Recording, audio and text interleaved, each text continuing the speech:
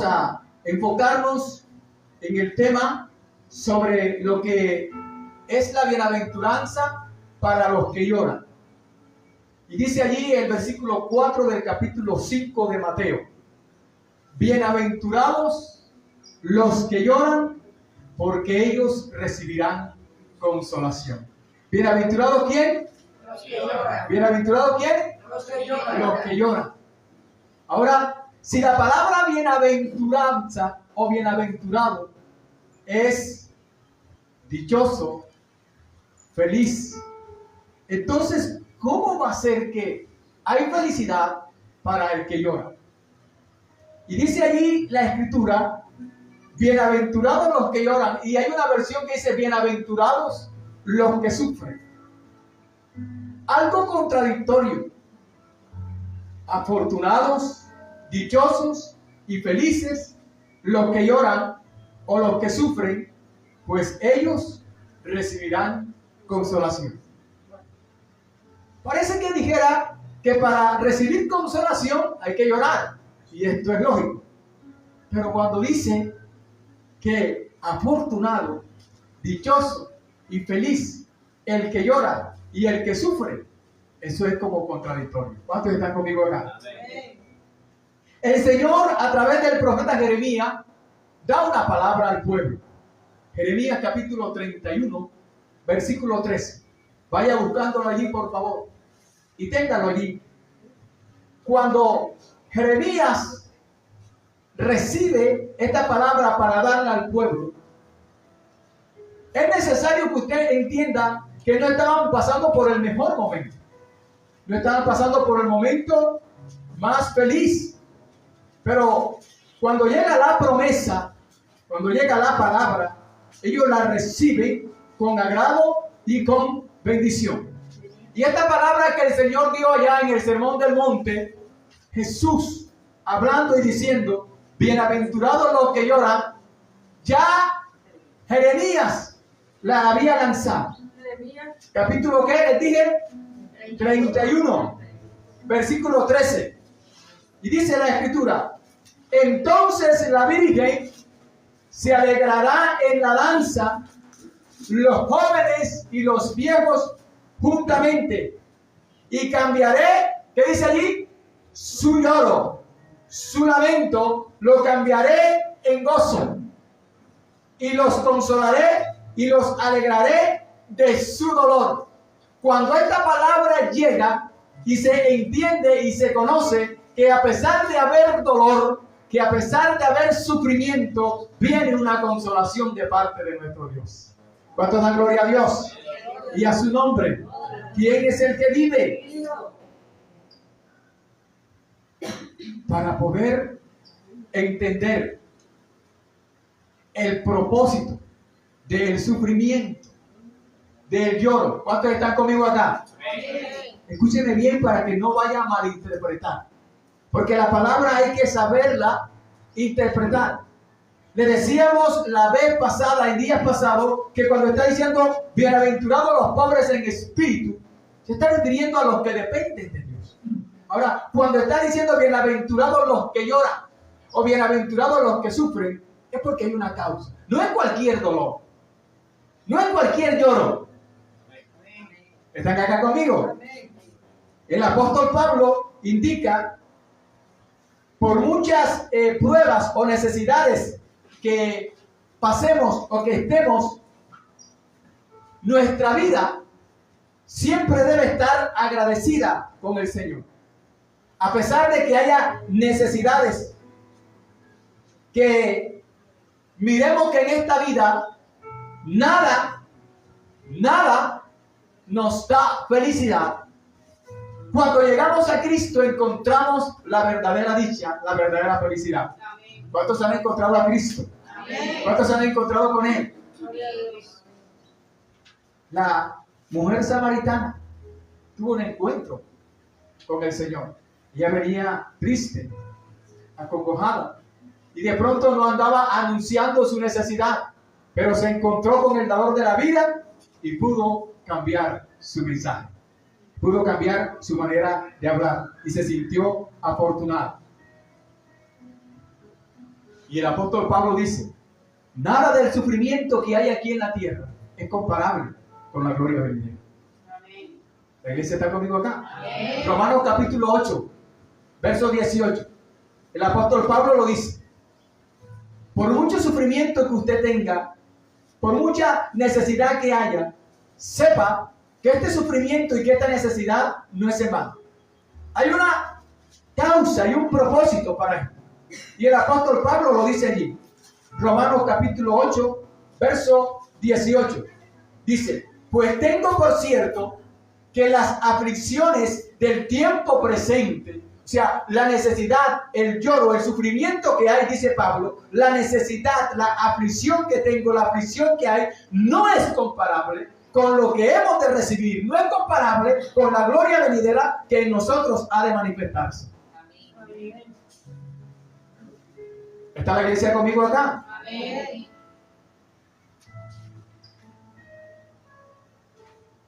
Otra de las cosas que el apóstol Pablo habla y dice en cuanto al sufrimiento, que a pesar de que suframos y que a pesar de que haya lloro y que haya necesidad, nada nos podrá separar del amor de Dios que es en Cristo Jesús. Ahí mismo en Romanos, capítulo 8, el apóstol Pablo lo escribe. Está diciendo en el versículo 18 que lo que estamos viviendo, las aflicciones presentes, no son comparables con la gloria venidera. Pero también escribe que nada nos puede separar del amor de Dios. Verso 35, mire lo que dice. ¿Quién nos separará del amor de Cristo? ¿Tribulación o angustia o persecución o hambre o desnudez o peligro o espada? Como está escrito, por causa de ti, ¿somos qué? Muertos todo el tiempo. Somos contados como ovejas de matadero. Antes, en todas estas cosas, ¿somos qué? Más que vencedores. ¿Somos qué? Más que vencedores por medio de aquel que nos amó, por lo cual, dice el apóstol Pablo, estoy seguro de que ni la muerte, ni la vida, ni ángeles, ni principados, ni potestades, ni lo presente, ni lo porvenir, ni lo alto, ni lo profundo, ni ninguna otra cosa creada nos podrá separar del amor de Dios que es en Cristo Jesús, Señor nuestro. ¡Denle la gloria a Dios! Y a su nombre, a pesar del sufrimiento, a pesar del lloro, a pesar de la dificultad, a pesar de la angustia, nada nos va a separar del amor de Dios que es en Cristo Jesús.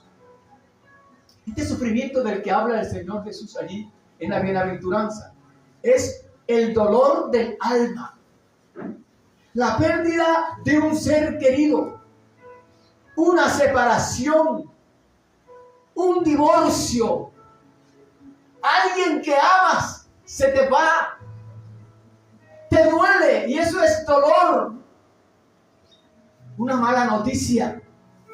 Pero cuando se está en Cristo, a pesar del dolor, el salmista dice, no tendrá temor de ninguna mala noticia, porque ha confiado y ha creído en el Dios Todopoderoso.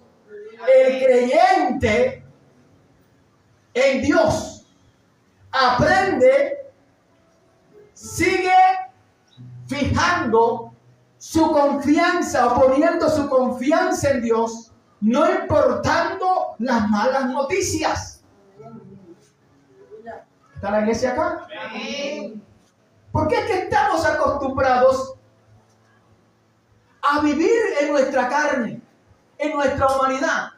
Y hoy, como el día está fresco, amanecí contento. Pero cuando el día amanece el sol templado, a mí ni me mire. Cuando tengo platica, aleluya, gloria a Dios, y hasta chiflo y canto. Pero cuando no hay plata, se me nota la amargura, mejor dicho, hasta en las pestañas. El cristiano tiene que estar confiado siempre en el Señor y vivir una vida, a pesar de que hay dificultad, a pesar de que hay problemas, a pesar de que hay lloro, a pesar de que hay sufrimiento, una vida confiada en el Señor. El salmista expresa lo siguiente en el Salmo 112.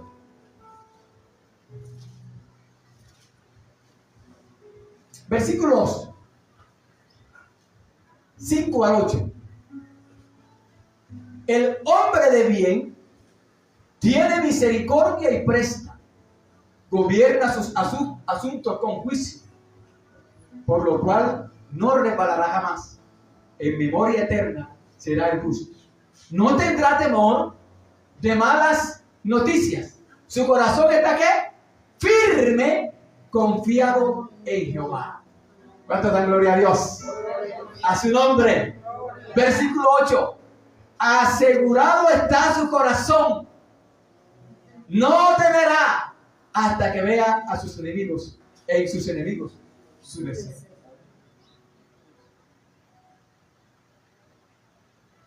Dios conoce nuestro sufrimiento. Dios conoce el lloro. Dios conoce la angustia. Dios conoce el dolor. Por tanto, Él también dijo que no nos abandonaría ni nos dejaría. Pero, ¿cuál sufrimiento? ¿Cuál dolor? Hermano, es que no tengo para pagar la luz. Eso no es sufrimiento. Eso no es dolor. Si yo me pongo a relatarles historias bíblicamente hablando de gente que sufrió, no es comparado con nada de lo que nosotros hemos pasado. Y hay gente que está en la iglesia, que llega a la iglesia y ya cuando alguien lo mira mal, no vuelvo a la iglesia. Ya yo no voy más para allá. Eso para estar uno padeciendo por causa del Señor, no vuelvo. No, mi hermano. El sufrimiento que muestra la Biblia, según los hombres de Dios que vivieron y sufrieron, ninguno de nosotros, ninguno ha padecido por lo que padecieron, sobre todo los apóstoles, hasta en su muerte sufrieron. Amén. Pero sabían que después de muerte iban a vivir. Amén. ¿Cuánto dan gloria a Dios? Gloria a Dios. Se puede ubicarse allí cuando el Señor conoce el sufrimiento en el Salmo 69, léanlo todo allí en casa. Todo el Salmo 69, léanlo. También puede leer el Salmo 139, versículo 4. Se lo voy a leer.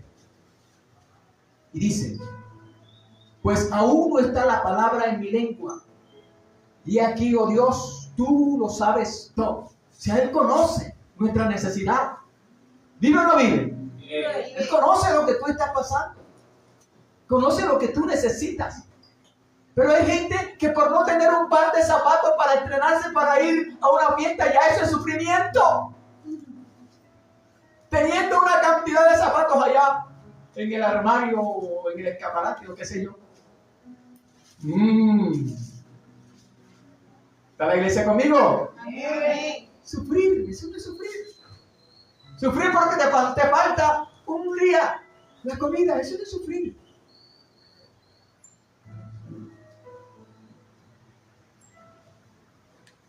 Jesús nos da el ejemplo de experimentar el dolor y de experimentar el quebranto. La Biblia dice que Él es varón experimentado en quebranto. Cuando está hablando del sufrimiento del siervo del Señor, Isaías 53 lo narra de la siguiente manera: sufrimiento del siervo de Jehová. Y dice: despreciado y desechado entre los hombres, varón de dolores, experimentado en quebranto, y como que escondimos de él el rostro. O sea, Jesús es un ejemplo vivo de sufrimiento. Jesús nos da el ejemplo de llorar. Jesús lloró ante una ciudad. Iba entrando a Jerusalén. Y cuando entra a Jerusalén, dice la Escritura que lloró. Y este lloro de Jesús, al llorar por la ciudad, era porque sabía lo que le vendría por lo que estaba pasando la ciudad. No era por lo que le había pasado, ni por lo que le iba a acontecer, pues él sabía lo que le iba a acontecer a Jerusalén. Era por lo que estaba aconteciendo. Vamos conmigo, por favor, a Lucas capítulo 19. Él es varón experimentado en quebranto. Y también nos da el ejemplo de llorar. Jesús lloró, dice Juan, capítulo 11, versículo 35, ante la tumba de Lázaro. Pero aquí en Lucas capítulo 19, versículo 41 al 44, habla y dice que lloró ante la ciudad de Jerusalén. Todo el mundo veía la majestuosidad de Jerusalén en el tiempo de David, en el tiempo de aquellos que estuvieron allí como Salomón, los reyes, cuando todas las naciones deseaban tener lo que tenía Jerusalén. Y aquí estaba ahora Jesús llorando sobre esa gran ciudad. Versículo 41 de Lucas, capítulo 19. Dice la Escritura, gloria al Señor. Cuando llegó cerca de la ciudad, Al verla, ¿qué pasó? lloró Sobre ella diciendo: oh, si también tú conocieses, a lo menos en este día, en este momento, lo que es para tu paz. Mas ahora está encubierto de tus ojos. No entendían, no conocían, no sabían lo que estaba aconteciendo, ni aún sabía mucho quién era el que estaba llegando allí a Jerusalén. Y ella dice: porque vendrán días sobre ti, dice el Señor Jesús. ¿Cuándo qué?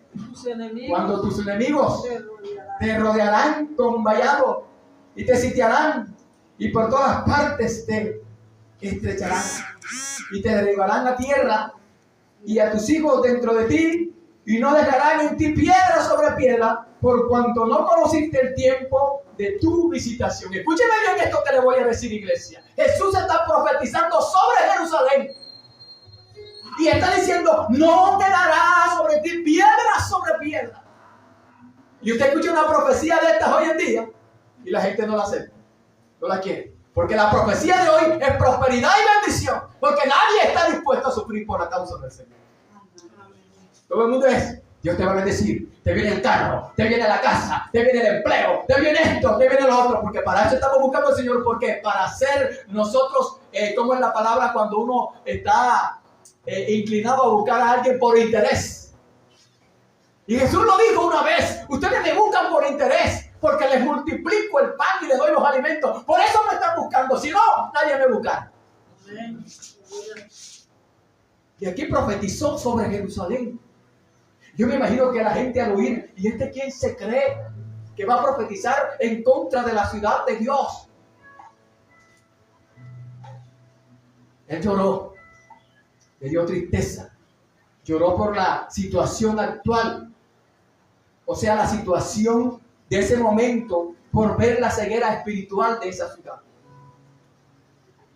También lloró Jesús ante la tumba de Lázaro. Ya les dije Juan 11:35. Vaya conmigo a Juan un momentico, por favor. Alabado sea el nombre de Jesús. ¿Vive o no vive? Vive. Capítulo 11. Téngalo allí, desde el versículo, gloria a Dios.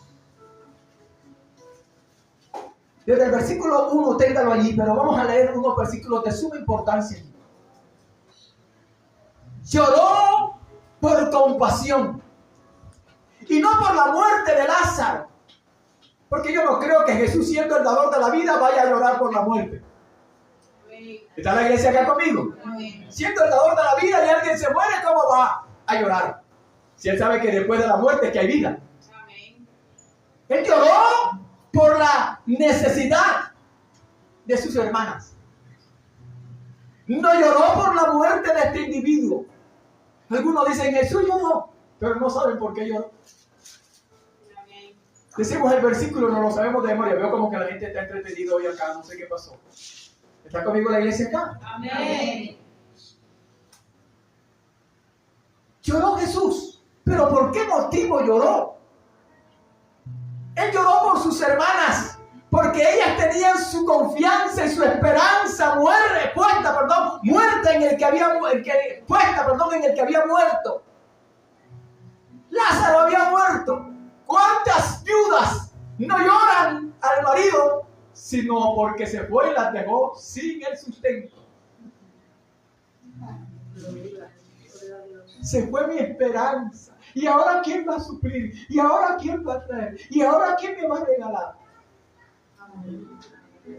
No es dolor porque se fue el marido. Es dolor porque había.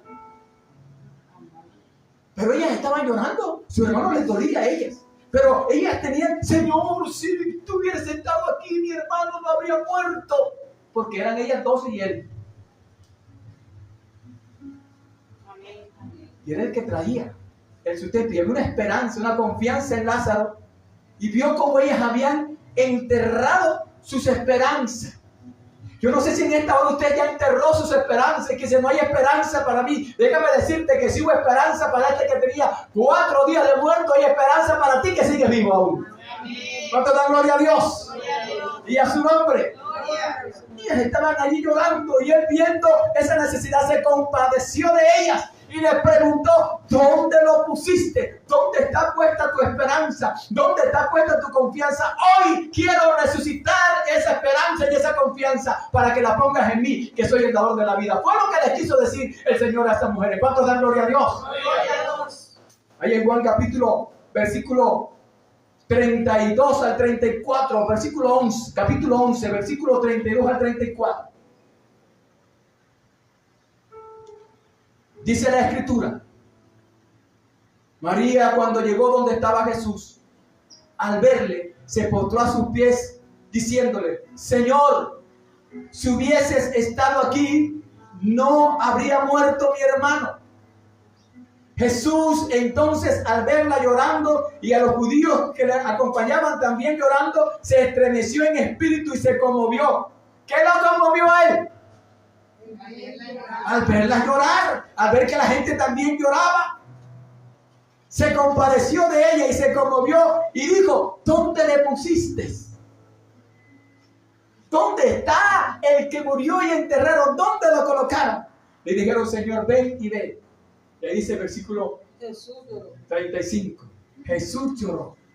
Dijeron entonces los judíos: mirá cómo le amaba. Y algunos de ellos dijeron: ¿no podía este que abrió los ojos del ciego haber hecho también que Lázaro no muriera? Y viene el cuestionar al Señor, el cuestionar a Dios. Ese no es el tema. El tema es el llorar por sufrimiento. Y él lloró por compasión, porque ellas estaban llorando por el muerto. Lloró en el Getsemaní. Jesús lloró en el Getsemaní. Estas son las lágrimas de pasión. Dice la Escritura que él vino con sumo gozo, contento, alegre, a sufrir por la humanidad. Pero también lloró. Lloró porque al llevar el peso de la humanidad, mucha gente no entendía eso. La humanidad, la mayoría de ellas no entendía el propósito.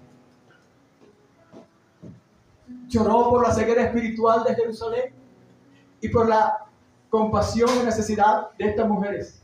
Ahora en Getsemaní, vaya conmigo a Hebreos capítulo 5, por favor. Mire cómo narra la Escritura el llanto de Jesús en Getsemaní. Capítulo 5 de Hebreos, verso 7 hasta el 10. Y Cristo, en los días de su carne, ofreciendo ruegos y súplicas con gran clamor y lágrimas al que le podía librar de la muerte. ¿A quién lloraba? Ante el Padre Celestial. Oró. Recuerda que en Getsemaní lo hizo. Fue oído a causa de su temor reverente. Jesús, al llorar, fue oído a causa de su temor reverente. Y aunque era hijo, por lo que padeció, aprendió la obediencia. Grábese esto que está aquí, por favor. Si este mensaje del sufrimiento o del lloro le trae algo a usted, grábese esto que está aquí en el versículo 8.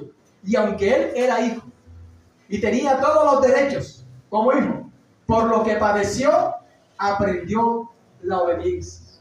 O sea, el padecer te trae obediencia. Y habiendo sido perfeccionado, versículo 9, vino a ser autor de eterna salvación para todos los que le obedecen. Y fue declarado por Dios sumo sacerdote según el orden de Melquisedec. ¿Vive o no vive? Vive. Yo creo que él se merece un aplauso en esta hora. ¡Él es bueno! Y para siempre es su misericordia. Vamos, dáselo a él. ¡Aleluya! ¡Aleluya! ¡Aleluya! Y a su nombre. Ahora, Pablo relata su conversión y el propósito de su llamado. Pero también nos relata el sufrimiento por la causa del Señor. A veces usted dice, es que hay gente que no gusta de mí. Hay gente que me aborrece. A Jesús lo aborrecieron. A Pablo también. Pero ellos lo aborrecieron por una causa. No sabemos cuál sea la causa porque a ti o a mí nos aborrece. O la gente no, usted lo ganamos enemigos por ganarnos. Pero el apóstol Pablo relata su sufrimiento. Vaya conmigo a 2 de Corintios, capítulo 11. Aleluya. 2 de Corintios, capítulo 11. Desde el versículo 16 dice, el sufrimiento de Pablo como apóstol. Hoy la gente que se titula o se llama o se autonombran apóstoles, ninguno quiere padecer por el sufrimiento. No quiere pasar por el sufrimiento. Quieren es el título, y tener carros, y tener casas, y tener cuestiones, pero pasar por el sufrimiento no. ¿Está la iglesia acá conmigo? Quiero dejar en claro que no estoy en contra del ministerio apostólico, ni estoy en contra del ministerio profético. Sé que hay ministerio profético, y sé que hay ministerio apostólico, y creemos en los 5 ministerios. Pero hay gente que se autonombra y se autodenomina. Y nadie quiere pasar por esto. Mire lo que dice el apóstol Pablo allí en el capítulo 11 de 2 de Corintios, hablando él, expresando él sobre el sufrimiento y sobre el padecimiento. Versículo 20, vamos a leer desde el 20. Dice así: pues toleráis si alguno os esclaviza. Pablo está hablando a los corintios. Ustedes toleran a los que los tienen esclavos. Si alguno os devora, si alguno toma lo vuestro, si alguno se enaltece, si alguno os da de bofetadas, para vergüenza mía lo digo. Para eso fuimos demasiado débiles. Pero en lo que otro tenga osadía, hablo con locura, también yo tengo osadía. ¿Son hebreos? Dice Pablo, yo también. ¿Son israelitas? Yo también. ¿Son descendientes de Abraham? También yo. ¿Son ministros de Cristo? Como si estuvierais locos, hablo. Yo más en trabajos, más abundante en azotes, sin número, en cárceles, más en peligros de muerte. Muchas veces, de los judíos, 5 veces he recibido 40 azotes menos 1. 3 veces he sido azotado con vara. 1 vez apedreado. 3 veces he padecido naufragio. 1 noche y 1 día he estado como náufrago en alta mar. Y en caminos muchas veces en peligro de río, peligro de ladrones, peligro de los de mi nación, peligro de los gentiles, peligro en la ciudad, peligros en el desierto, peligros en el mar, peligros entre falsos hermanos, en trabajo y en fatiga y en muchos desvelos, en hambre y sed, y en muchos ayunos, en frío y en desnudez. Y además de otras cosas, lo que sobre mí se agolpea cada día, la preocupación por todas las iglesias. A pesar de padecer él personalmente todo esto que encontramos allí, también sentía carga y dolor por las iglesias del Señor. ¿Cuánto da gloria a Dios? Pero el apostolado quiere hoy es andar en... Bueno, ¿y para qué hablar de eso? pero no quieren un sufrimiento, como Pablo, como apóstol.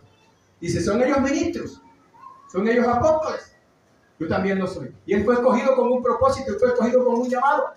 Y está relatando aquí, por lo que le tocó padecer. Quiero culminar con esto. Escúcheme bien, por favor. El autor de los Hebreos nos relata el sufrimiento de los siervos del Señor después de una larga lista de hombres y mujeres que padecieron por el Señor. Podrían llamarse, en algunos le llaman los héroes de la fe. Él da, después de esa lista de nombres que usted encuentra en el capítulo 11 del libro de Hebreos, que habla sobre la fe, va a encontrar entonces una lista de lo que padecieron. Y en esa lista miramos lo siguiente. Encontramos una lista de nombres allí. Y cuando dice, por la fe Abel, empieza en el versículo 4, el primer nombre. Y dice allá el versículo 32. ¿Y qué más digo? Porque el tiempo me faltaría contando de Gedeón, contando de Barak, contando de Sansón, de Jefté, de David, así como de Samuel y de los profetas, que por la fe ellos conquistaron ¿qué? Reinos. ¿Hicieron qué? Alcanzaron promesas, taparon bocas de leones, apagaron fuegos impetuosos, evitaron filo de espada, sacaron fuerzas de debilidad, se hicieron fuertes en batalla, pusieron en fuga ejércitos extranjeros. Las mujeres, como dice allí, recibieron con sus muertos mediante resurrección, mas otros fueron atormentados, no aceptando el rescate, a fin de obtener mejor resurrección. Otros experimentaron vituperios, ¿qué más? Y azotes. Y además de esto, prisiones y cárceles. Fueron apedreados, fueron aserrados, puestos a prueba, muertos a filo de espada, anduvieron de acá para allá cubiertos de pieles de oveja, de cabra, pobres, angustiados, maltratados, de los cuales el mundo no era digno, errando por los desiertos, por los montes, por las cuevas y por las cavernas de la tierra. Versículo 39. Y todos estos, aunque alcanzaron buen testimonio mediante la fe, no recibieron lo prometido. A pesar de haber morido por la causa y haber sufrido, no recibieron lo prometido. ¿Y qué era lo prometido? Estar un día con el Señor. Ahora, habían muerto por la causa, pero no vieron lo que anhelamos o estamos viendo nosotros. El vivir nosotros con la gracia del Espíritu Santo. El estar también, el tener una vida de plenitud en Cristo. Donde la gente, cuando en estos días que estábamos allí a nivel mundial de pandemia, nos están persiguiendo. La iglesia está siendo perseguida. Ya la iglesia no la dejan abrir las puertas. La iglesia somos tú y soy yo. Amén. Pueden cerrar los templos, los lugares de reunión, pero la iglesia está viva. Y mientras la iglesia siga siendo perseguida, va a tener vida. Mientras la iglesia no sea perseguida, la iglesia se va a estancar. Y para eso es necesario que el Señor nos despierte y ponga los aguijones y ponga los escorpiones para que la iglesia se despierte. Y mientras la iglesia no se despierte, siempre nos estarán allí azotando y persiguiendo. Amén. Pero hay mucha gente que se quiere ir para el cielo y no quiere sufrir. ¡Ay, no tengo maldito! Bendito sea Dios. ¿Qué sufrimiento va a ser ese? Si hubo gente que fue aserrada, que fue apedreada. Si hubo gente que fue abofeteada. Hoy en día muchos de nosotros somos abofeteados y nos pegan por meternos donde no tenemos que meternos.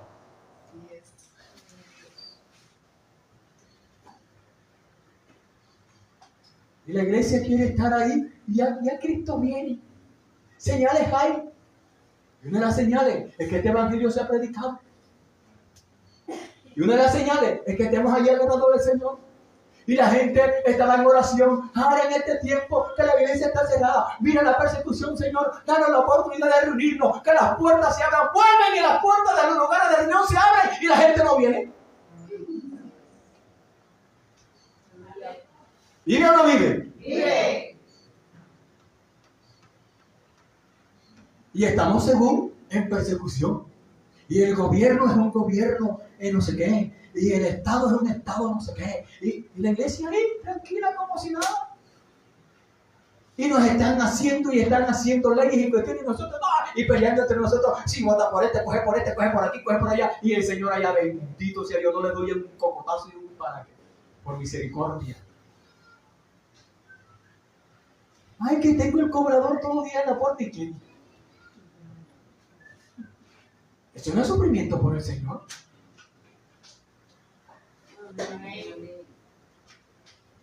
Que te estén injuriando, que estás teniendo y te están cobrando, porque eso no es sufrimiento por el Señor. Y está, Señor, dame para pagar. Necesito, Señor, para pagar, Padre, en el nombre de Jesús. Eso no es sufrimiento. Te metiste en una vaca loca tú y yo. Solo. Y ahora queremos que sea el Señor el pagar. Y muchas veces dejamos de venir a la iglesia porque Dios no me oye.